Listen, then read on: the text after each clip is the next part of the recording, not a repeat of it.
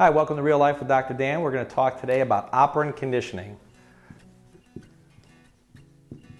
Operant conditioning, I hope I spelled this right.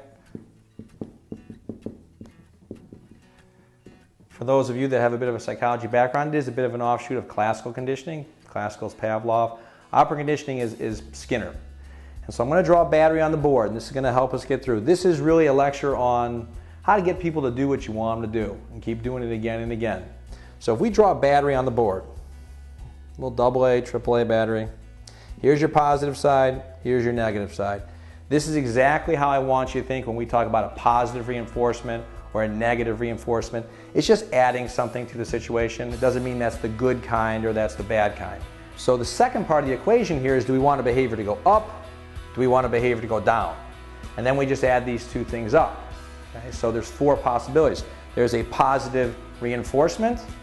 There's a positive punishment, that's the down arrow. There's a negative reinforcement, and there's a negative punishment.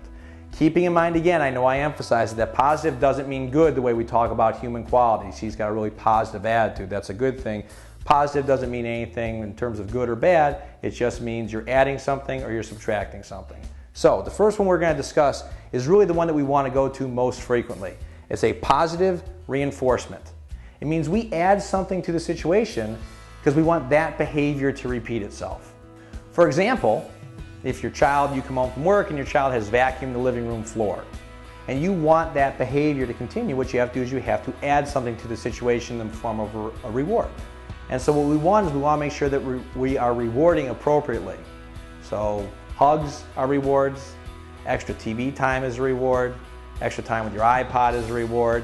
We don't want to over-reward. Sometimes I see parents that give money all the time for certain things that should be done, but children will go a certain amount of time with hugs and thank yous and things along those lines, and they'll repeat that behavior again and again.